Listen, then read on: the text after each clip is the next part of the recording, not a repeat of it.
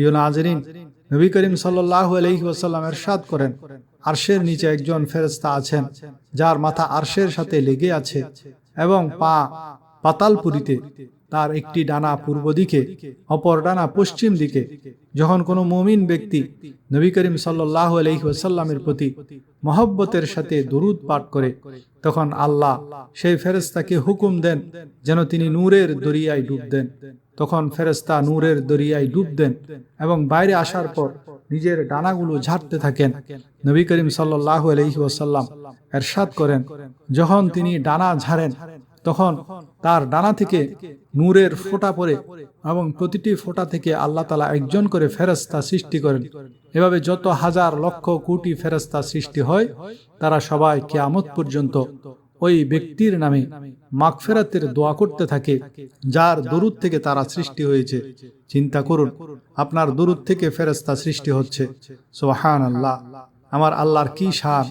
যখন আদম আলাইহিস সালাম এবং মা হাওয়া আলাইহিস সালাম ওনাদের নিকাহ হলো, তখন আল্লাহ বলেছিলেন যে, আদম, নিকাহের পর আমার মাহবুবের উপর মহরানা হিসেবে দরুদ পড়ো।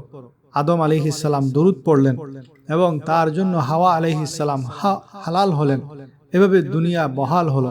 সম্মানিত নাজরিন, এমনিতে তো দরুদ শরীফ পড়ার অনেক উপকারিতা রয়েছে, যা সব বলা অত্যন্ত কঠিন, কিন্তু আমরা আজকের ভিডিওতে কয়েকটি উপকারিতা আপনাদের জানাচ্ছি।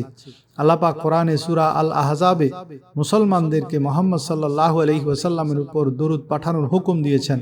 নিশ্চয় আল্লাহ এবং তার ফেরেশতারা নবীর উপর দরুদ পাঠ করেন। হে ঈমানদারগণ, তোমরাও তার উপর দরুদ পাঠ করো এবং যথাযথভাবে সালাম জানাও। যে মুহাম্মদ সাল্লাল্লাহু আলাইহি ওয়াসাল্লাম এবং তার বংশধরের আলে মুহাম্মদের উপর একবার দরুদ পাঠ করে, আল্লাহ তার উপর 10টি রহমত নাজিল করেন, তার 10টি গুনাহ মাফ করে দেন এবং 10টি নেকি তার জন্য লিখে দেন।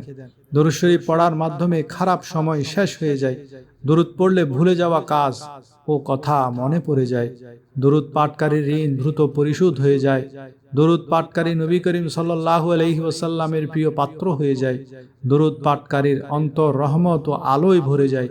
দরুদ পাঠকারী জাহান্নামের আগুন থেকে বেঁচে যায়। দরুদে পাক নিয়মিত পড়ার মাধ্যমে সকল জায়েজ দোয়া কবুল হয়। দরুদ প্রেরণকারীর মনে আল্লাহ এবং মুহাম্মদ সাল্লাল্লাহু আলাইহি ওয়াসাল্লামের প্রতি মহব্বত সৃষ্টি হয়। প্রিয় নাজরিন, দরুদ শরীফ গুনাহের কাফফারা।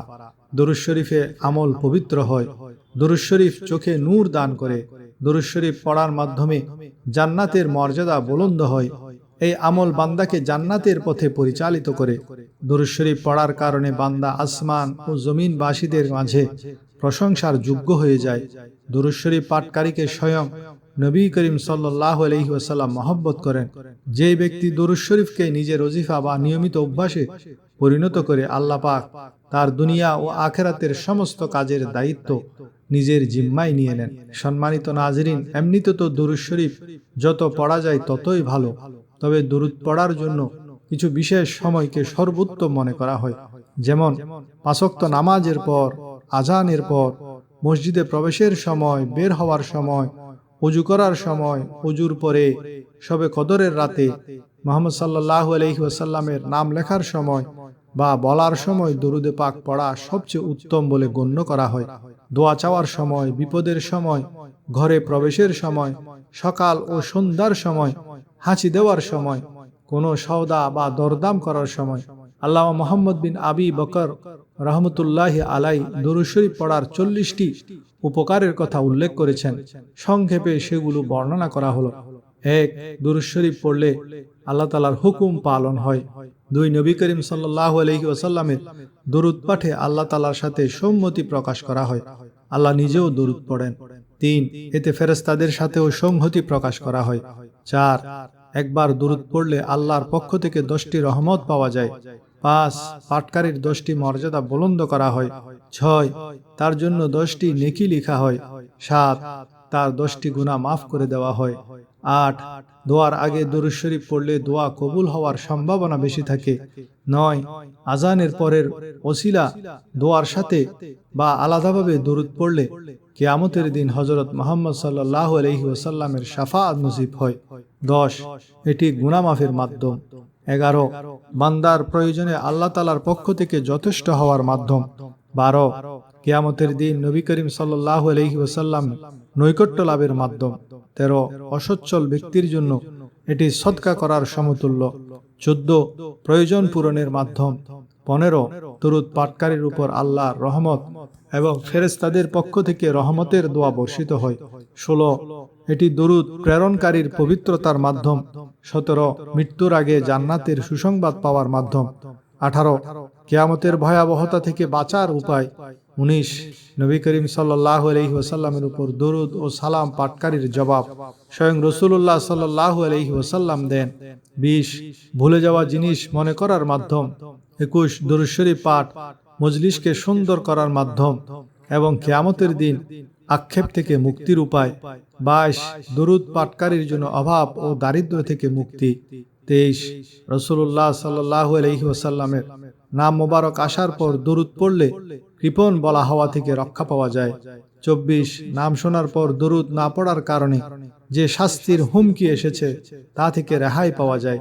25 দরুদ পাঠকারী জান্নাতের রাস্তা পেয়ে যায় এবং পাঠ নাকারী জান্নাতের রাস্তা থেকে বিচ্যুত হয়।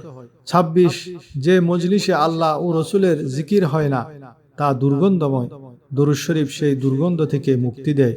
27 যে আলোচনার শুরুতে আল্লাহর প্রশংসা ও দরুদ থাকে সেই কাজ পূর্ণতা পায়। 28 এটি পুলসিরাতের উপর বান্দার নূর হবে যার মাধ্যমে পুলসিরাত পার হওয়া সহজ হবে।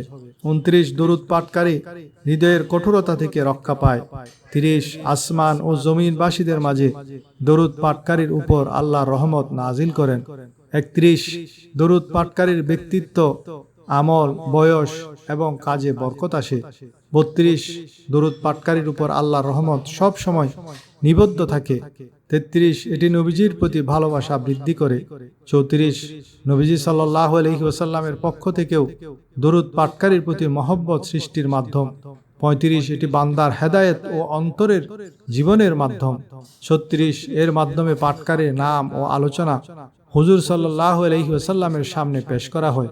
37 পুলসিরাতের উপর দৃঢ় পথ থাকা এবং কামিয়াব হওয়ার উপায়। 38 দরুদ পাঠের মাধ্যমে হুজুর সাল্লাল্লাহু আলাইহি ওয়াসাল্লামের হক আদায়ের এবং আল্লাহর এহসানের শুকরিয়া আদায়ের চেষ্টা হয়। 39 এতে আল্লাহর জিকির ও শুকরিয়া আদায় হয়। 40 দরুদ পড়া মূলত নিজের রবের কাছে দোয়া করা যে হে আল্লাহ আপনার হাবিবের প্রশংসা ও মর্যাদা বৃদ্ধি করুন। নাজরিন, হযরত সৈয়দনা আবুল হাসান আলী শাহজালি রহমতুল্লাহ আলাই এক জঙ্গলে ছিলেন। হঠাৎ তার সামনে একটি হিংস্র প্রাণী চলে এলো। তিনি নিজের জানের চিন্তায় পড়ে গেলেন এবং ভয় পেয়ে নবী করিম সাল্লাল্লাহু আলাইহি ওয়াসাল্লামের উপর দরুদ ও সালাম পড়া শুরু করলেন, যার বরকতে তিনি সেই প্রাণী থেকে মুক্তি পেলেন এবং তার জান রক্ষা পেল। প্রিয় বন্ধুরা, আল্লাহ পাক কোরআনে কারীমে বান্দাদের বিভিন্ন কাজের হুকুম দিয়েছেন, কিন্তু কোনো জায়গায় এমন বলেননি যে আমি ও আমার ফেরেশতারাও এই কাজ করি, তাই তোমরাও করো। তবে রাসূলুল্লাহ সাল্লাল্লাহু আলাইহি ওয়াসাল্লামের দরুদ পাঠানো এমন এক মোবারক আমল যে সম্পর্কে আল্লাহ বলেছেন আমিও এই কাজ করি। আল্লাহ বলেছেন নিশ্চয় আল্লাহ এবং তার ফেরেশতারা দরুদ পাঠান সেই গায়েব জানা নবীর উপর।